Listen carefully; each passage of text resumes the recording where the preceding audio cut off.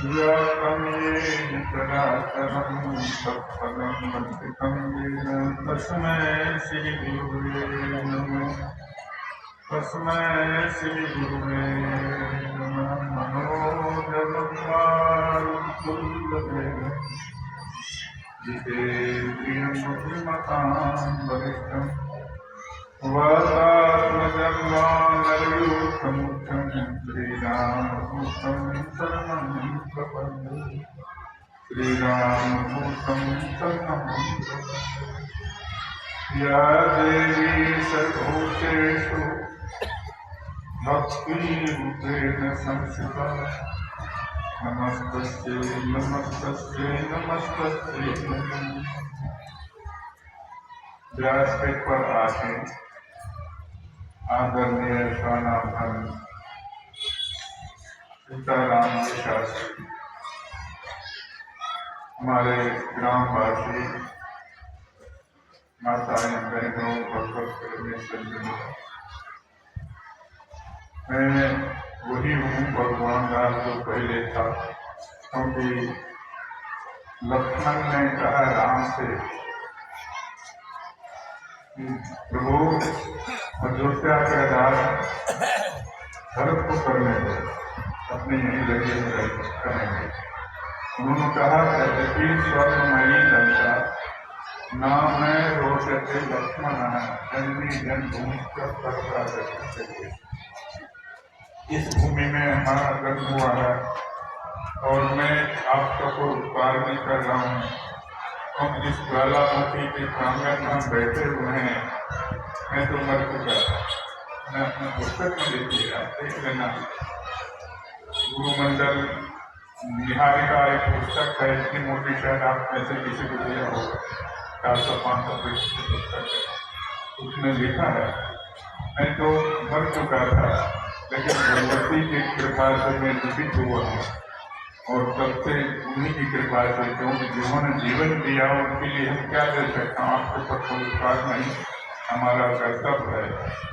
आपने शास्त्री जी के कथा इस ढंग से सुन रहे हैं, शास्त्री जी इस ढंग से आपको समझा रहे हैं कि उसके बाद बोलने की आवश्यकता है।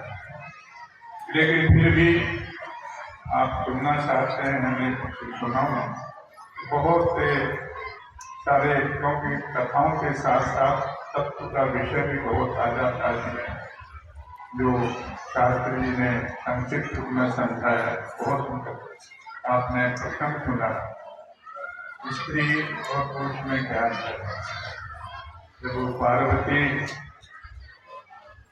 को हिमालय लेकर के भगवान शंकर के पास गए थे, माया है, लेकिन इतना याद रखना, जब तक आपका शरीर है तब तक माया रहेगी।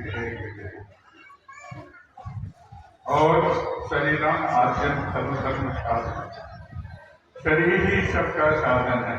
परमार्थ का साधन भी शरीर है, संसार का साधन भी शरीर है। लेकिन फर्क इतना ही है कि कर्मोदय कर्म फलानुरागा, कर्मोदय कर्म फलानुरागा तथा अनियंती न करते मृत्यु सदर्थ योगा तद्गमा समता प्रवृत्ते भोग योग। कर्मोदय, कर्म के खेल में हम कर गए। कर्म, कल भी इसी बात पर चर्चा हुई, तो मेरा विषय यही रहा है, हमारा विषय पूरा भी रहा है।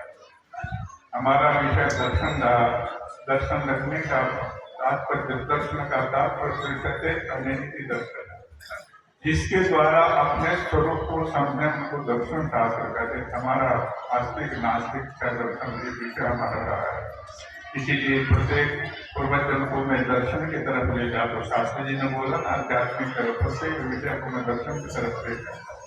कर्मोदय कर्म फला अनुरागा तथा अन्यंती न तरस में, जो कुछ भी हमको मिला हमारे कर्म के अनुसार मिला और कर्म को भोग रहे हैं, उसके उदय होने से कर्मान उसके प्रति हमारा प्रेम है। इसीलिए कहते हैं कर्मोदय कर्म फलानुरागा तथा अन्यंती, उनका अनुसरण करना। सदस्य योगा।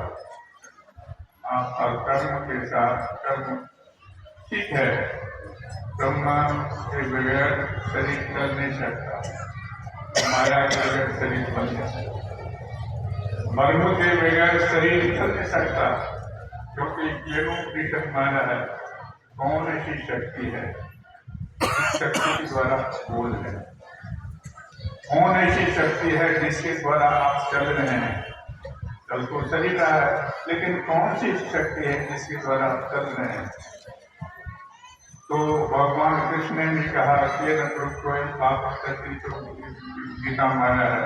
तो कौन ऐसा शक्ति है जो आपको चला रहा है? कौन सी शक्ति है आपको करवा रहा है? तो वो ब्रह्म है, क्योंकि ब्रह्म के बगैर ये शरीर निष्क्रिय है और शरीर के बगैर कोई कर्म हो नहीं सकता। इसीलिए तपस्या भी आप कर रहे हो, लिखा है, क्योंकि ज्ञान की बात है। परमात्मा में ना ज्ञान है न ज्ञान।